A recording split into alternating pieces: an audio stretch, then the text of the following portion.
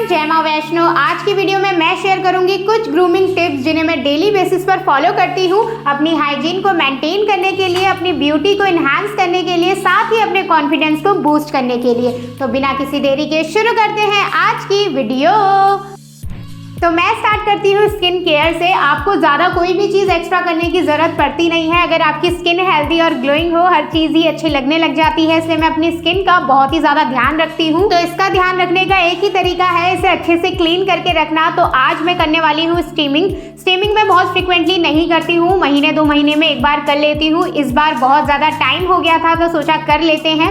Steaming करने से आपके पोर्स ओपन हो जाते हैं, जिस वजह से अच्छे से आपकी स्किन क्लीन हो जाती है और वो ग्लोइंग लगने लग जाती है। स्टीमिंग आप इस तरीके से टूल से भी ले सकते हैं और किसी बर्तन में पानी गर्म करके तौलिए से ढककर भी ले सकते हैं। और जैसे ही आपके पोर्स ओपन हो जाते हैं उसके बाद हमें करनी होती है स्क्रबिंग। आज मैंने स्क्रब बनाने के लिए लिया है चीनी, उसमें थोड़ा सा कोकोनट ऑयल ऐड करा है अपनी स्किन को मॉइस्चर देने के लिए, और साथ में लिया है आधा कटा हुआ टमाटर। अब इस टमाटर और स्क्रब की मदद से मैं अपनी स्किन को धीरे धीरे हाथों से स्क्रब करूंगी। स्टीमिंग की वजह से जो आपके पोर्स ओपन हो गए हैं ना, इस स्क्रब की मदद से वो सारे क्लीन हो जाएंगे और आपकी स्किन इतनी रिफ्रेशिंग और ग्लोइंग लगने लग जाएगी ना, आपको क्या बताऊं। मैंने तो पर्सनली नोटिस करा है कि जब भी मैं स्क्रब वगैरह करती हूँ, फेस मास्क वगैरह लगाती हूँ, इन शॉर्ट अगर मैं स्किन केयर वगैरह करती हूँ ना, तो मुझे बड़ा रिफ्रेशिंग महसूस होता है। आपको अपनी स्किन पर बहुत ही जेंटल रहना है, ज्यादा हार्ड तरीके से स्क्रब मत करना, रैशेज हो जाएंगे। इसके बाद हम बनाएंगे फेस मास्क। बहुत ही सिंपल रेसिपी है। मैंने केला लिया है फेस मास्क के लिए, उसे अच्छे से मैं स्मैश कर लूंगी। मेरी स्किन बहुत ही ज़्यादा ड्राई है तो इसको मॉइस्चर देने के लिए मैं इसमें ऐड करूंगी थोड़ा सा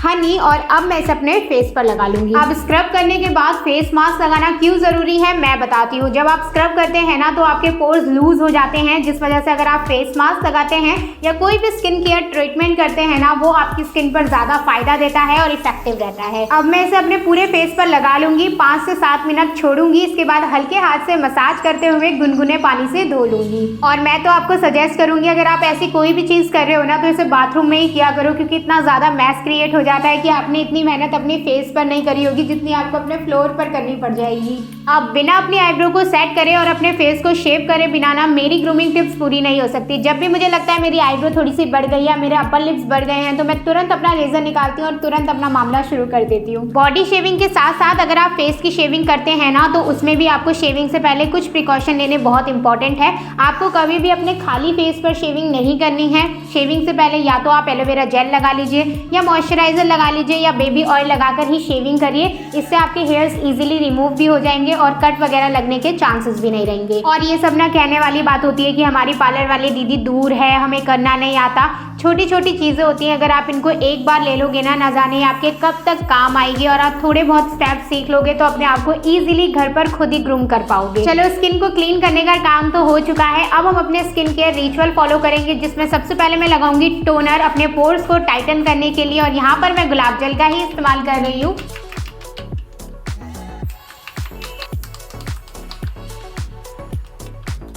मैं इस तरीके से अपने फेस पर स्लैप मारती हूँ, इससे ब्लड सर्कुलेशन भी इंक्रीज होता है और प्रोडक्ट भी बहुत इजीली एब्जॉर्ब हो जाता है। और अब मैं लगाऊंगी बेबी ऑयल और थोड़ी देर करूंगी अपने फेस को मसाज।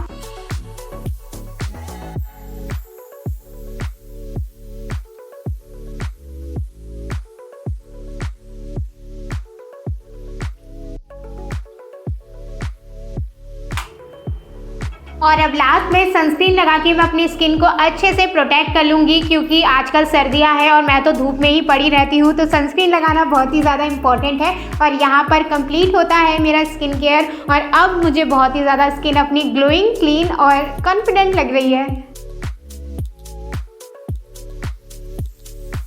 ग्रूमिंग सेशन में अपने बालों की टेक केयर करना भी बहुत ही ज़्यादा इंपॉर्टेंट है। मैं अपने बालों पर हेयर मास्क लगा के, हेयर सीरम लगा के, ऑयलिंग करके, अच्छे से शैम्पू करके अपने बालों की केयर करती हूँ। और यहाँ पर मैं फिर से एक और मास्क बना रही हूँ, जिसमें मैंने फ्लैक्सीड और पानी को मिलाकर जेल बना लिया था। फिर उसमें मैंने एलोवेरा जेल ऐड करा और साथ में आधा नींबू ऐड कर यहाँ पर तैयार है मेरा हेयर मास्क। सर्दियों में गर्म पानी से नहाने की वजह से हमारे स्कैल्प का सारा मॉइस्चर निकल जाता है, जिस वजह से बहुत ही ज़्यादा ड्राई हो जाता है और हमें डैंड्रफ जैसी प्रॉब्लम देखनी पड़ती है। और हेयर मास्क एक बहुत अच्छा सोर्स है अपने स्कैल्प को वापस से मॉइस्चर देने का, इसलिए हफ्ते में हेयर मास्क जरूर लगाइए। आप चाहे तो ये वाला भी ट्राई कर सकते हैं, और ऐसे कई हेयर मास्क मैंने अपनी पुरानी वीडियोज़ में भी शेयर करे हैं, तो आप वो भी चेक कर सकते हैं। और आपको ना आपकी लगभग प्रॉब्लम का सॉल्यूशन आपके किचन में ही मिल जाएगा। बस ज़रूरत है उसे सही तरीके से यूज़ करने की, नॉलेज की और थोड़ी सी हिम्मत उसे बनाने की। फिर मैं नहाने के बाद अच्छा सा सीरम लगा लेती हूँ और क्यूट सा हेयर स्टाइल बना लेती हूँ।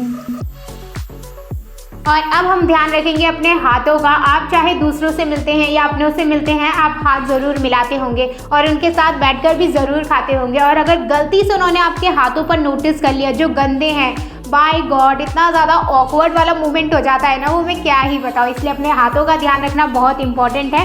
तो सबसे पहले मैंने अपने हाथों की पुरानी वाली नेल पेंट उतार ली थी और वही प्रोसेस मैंने अपने पैरों के साथ भी दोहरा लिया था। मैं ना अपनी नेल पेंट से बहुत जल्दी बोर हो जाती हूँ, इसलिए दूसरे तीसरे दिन इसे चेंज करती रहती हूँ। आप मेरी थिनर की बोतल देखो कितनी ज़्यादा खत्म होने वाली है, क्योंकि मैं दिन भर अपनी नेल पेंट ही चेंज करती रहती हूँ। इसके बाद जो मैंने अपने फेस के लिए स्क्रब और मास्क बनाया था, मैं उसे वेस्ट तो जाने दूंगी नहीं, तो बचा हुआ मैं अपने हाथ और पैरों पर ही इस्तेमाल कर लूंगी।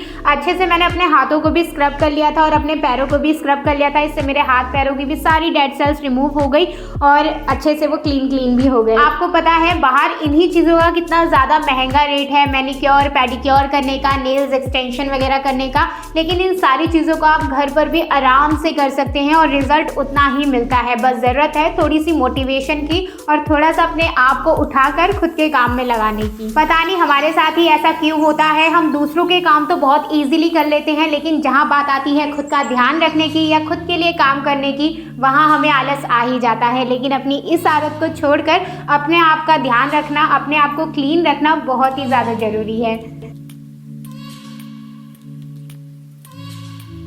वैसे तो हम सभी बहुत ज़्यादा ब्यूटीफुल है, ये तो बोलने की बात ही नहीं है। हर कोई अपने रंग में, अपने फ्लॉज में, अपनी चीज़ों में अपने आप में यूनिक और ब्यूटीफुल है। लेकिन हम मेकअप का इस्तेमाल करते हैं अपने फीचर्स को और भी ज़्यादा इन्हांस करने के लिए। तो अगर आपको मेकअप करना अच्छा लगता है ना, तो आप डेली बेसिस पर कर सकते हैं थोड़े थोड़े प्रोडक्ट का यूज़ करके।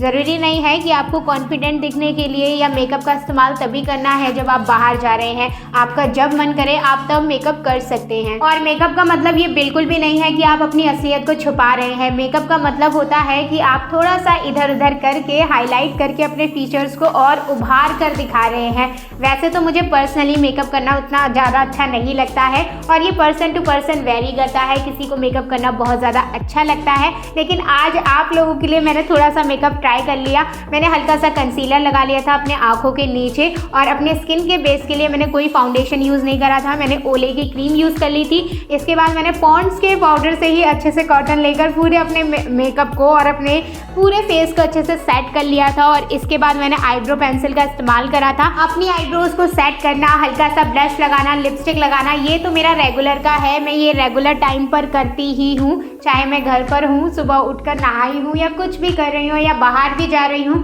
मेरे ये 3 स्टेप्स तो हमेशा रूटीन में रहते ही हैं, लेकिन आज मैं थोड़ा सा एक्स्ट्रा हो गई आप लोगों के लिए और थोड़ा सा अपने जोन से बाहर निकलने के लिए। और मुझे मेकअप ना पसंद होने का एक कारण ये भी है कि मेरी स्किन पर मेकअप अच्छा ही नहीं लगता। अगर मैं थोड़ा भी करूँ ना तो इतना ज़्यादा दिखता है कि मैंने क्या ही कर लिया। इसलिए मैं उतनी ही चीज़ें अप्लाई करती हूँ जितना मेरी स्किन पर अच्छा लगे। अब हमारी ग्रूमिंग टिप का नेक्स्ट स्टेप है वेयर कंफर्टेबल क्लोथ्स। आपको जो भी कपड़े पसंद हो, जिसमें भी आप कंफर्टेबल फील करते हो, आपको वही कपड़े पहनने चाहिए। दूसरों को दिखाने के लिए या ज़्यादा स्मार्ट ड्यूड बनने के लिए आपको कोई भी चीज़ें नहीं पहननी है। जो आपकी बॉडी पर अच्छा लगता है, आप जिस पे कंफर्टेबल होते हैं, आप वो पहन सकते हैं, चाहे वो ट्रेडिशनल हो या वेस्टर्न हो। अब जैसे कि मैं आप लोगों को अपना बताऊं तो मैं अपने आप को ट्रेडिशनल में ज़्यादा अच्छा मानती हूँ इन कंपैरिजन टू वेस्टर्न। वेस्टर्न में मैं खुद को उतना अच्छा नहीं लगती हूँ। अब सामने वाला मुझे कुछ भी बोले या सामने की रिक्वायरमेंट कुछ भी हो, पर मैं अपने कंफर्ट के हिसाब से ही चलती हूँ। अगर मुझे ट्रेडिशनल पहनना है तो मैं वही पहनती हूँ। अब इसका मतलब ये बिल्कुल भी नहीं है कि मैं वेस्टर्न कपड़े पहनती ही नहीं हूँ, मैं वो भी पहनती हूँ। और आपको अपने जोन से हटकर भी चीज़ें ट्राई करती रहनी चाहिए। क्या पता कौन सी चीज़ आप पर अच्छी लग जाए। लेकिन ये एक्सपेरिमेंट भी आपको जगह और लोगों को देखकर करना है। कोई फ़ायदा नहीं है कि कहीं पर बहुत ज़्यादा लोग आए हुए हैं और आप अपने आउट ऑफ कंफर्ट जोन कपड़े पहनकर चले गए हैं और पूरे टाइम उसे कहीं से ठीक कर रहे हैं, कभी कहीं से ठीक कर रहे हैं।